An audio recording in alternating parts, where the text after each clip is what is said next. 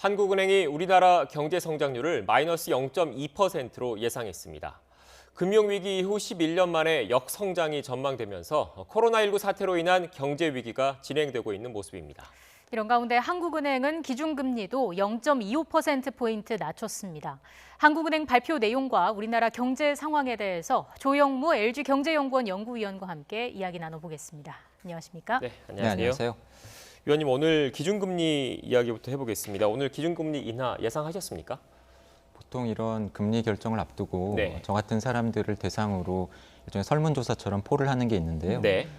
금융시장에서는 채권 시장 안에서는 동결할 가능성을 좀 더 높게 보고 있었지만 네. 저는 사실은 인하할 가능성이 높다라고 응답을 했던 것 같습니다. 네. 이유가 있을까요?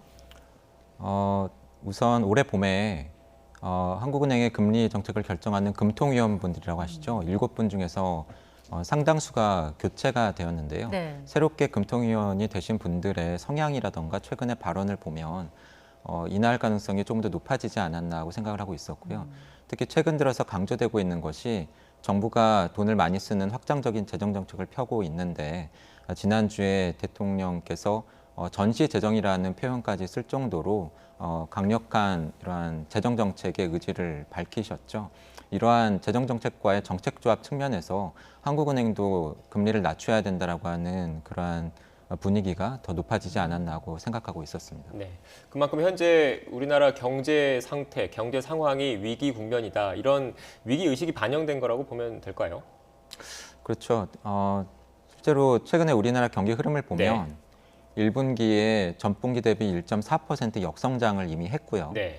1분기에는 뭐 우리나라에서 그때 사회적 거리두기 같은 강력한 방역 조치 때문에 내수 소비가 위축되면서 뭐 마이너스 성장을 하긴 했지만 네. 예상보다는 수출이라던가 투자가 그래도 선방을 했던 결과입니다. 네. 근데 2분기에는 우리나라보다도 뒤늦게 미국이나 유로존 같은 선진국에서 지금 코로나로 때문에 뭐 셧다운이라던가 락다운 같은 경제적인 제한 조치들이 아주 강력하게 여전히 시행되고 있고요. 네. 그렇다 보니까 2분기 이후에는 수출이라던가 특히 네. 해외 생산 기지를 두고 있는 우리 기업들의 생산 활동이 차질을 빚으면서 1분기보다도 더 안 좋은 수치가 나올 가능성이 높기 때문에 이러한 결정이 내려지지 않았나 하고 생각하고 있습니다. 네. 그럼 기준금리 인하가 또 이뤄질 가능성도 있겠습니까?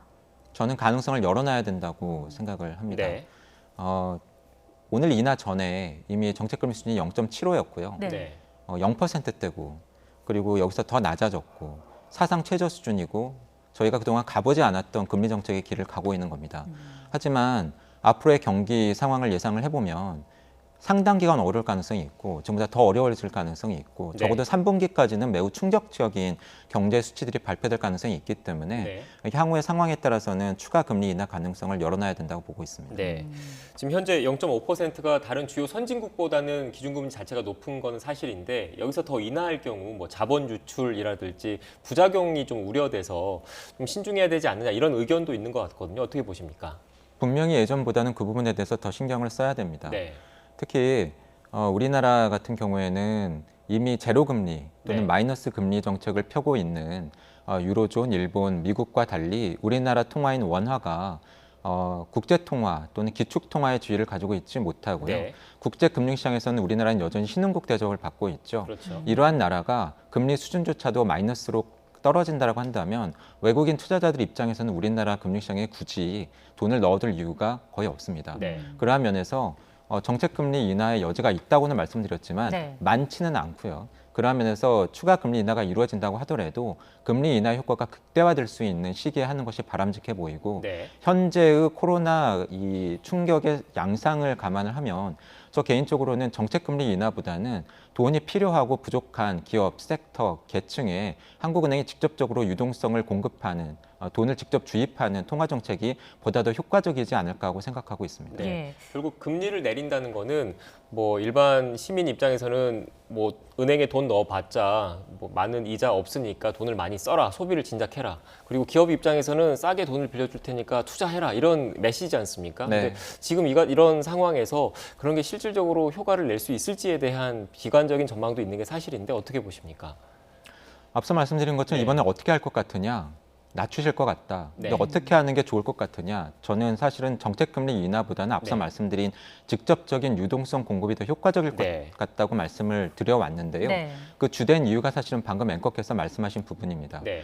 한국은행이 정책금리를 낮추고 그 효과 때문에 시중은행들이 예금금리나 대출금리를 낮춘다고 하더라도 예금금리가 낮아졌다고 해서 가게나 기업이 은행에 돈을 안 맡길 것이냐. 사실은 낮은 금리에도 불구하고 최근에 경기 불확실성에 대한 불안감 때문에 정기예금에는 도리어 돈이 몰리고 있고요. 네.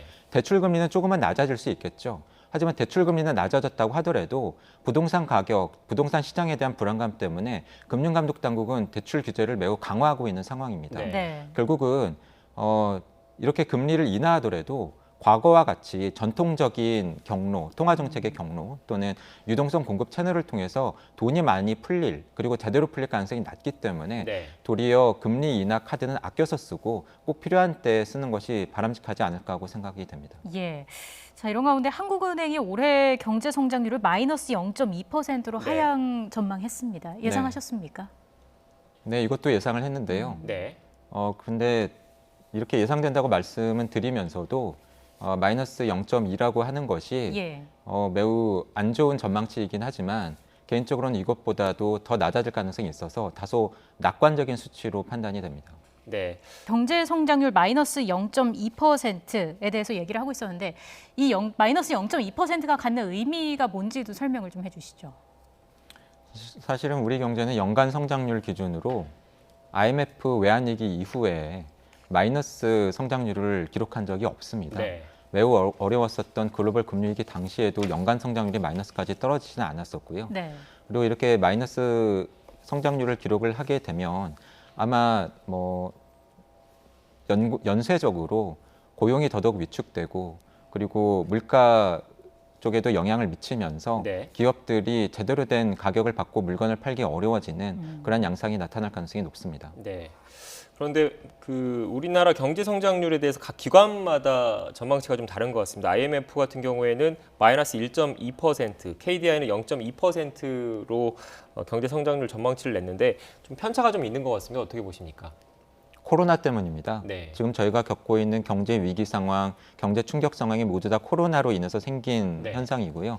그렇기 때문에 앞으로의 경제 성장률이 어느 만큼 될 것인가, 경기 흐름이 어떤 양상을 나타낼 것인가는 전적으로 코로나에 달려 있다고 볼 수 있습니다. 네. 예. 그런 면에서 보면 앞서 한국은행의 오늘 성장률 전망치 하향 조정이 매우 비관적으로 보임에도 불구하고 저 개인적으로 낙관적으로 보인다라고 말씀드렸던 이유가 네.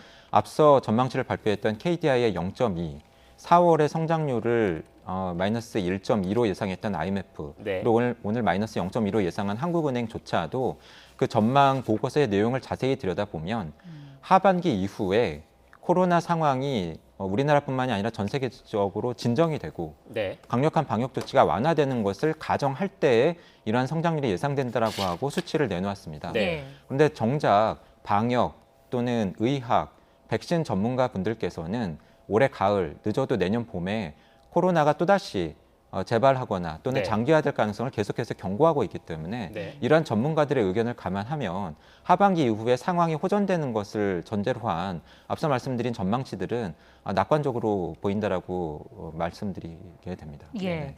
그 경제 성장률이 1%포인트 하락하면 취업자 수가 45만 1,000명이 줄어든다는 연구 결과가 있었다고 하더라고요. 네. 결국엔 이게 경제 성장률이 하락하면 가장 또 많이 타격을 받는 분야가 일자리라고 봐야겠습니까? 네, 그거 맞습니다. 하지만 네. 앞서 말씀하신 수치는 과거의 수치입니다. 경제 아. 활동이 정상적으로 이루어질 때 예. 성장률이 이만큼 떨어지면 취업자가 이만큼 줄어든다라고 하는 가령 과거 5년, 10년의 경제 데이터를 가지고 분석한 결과인데요. 지금 저희가 겪고 있는 코로나 위기 상황은 저희가 적어도 지난 100년간은 경험해보지 못한 상황입니다.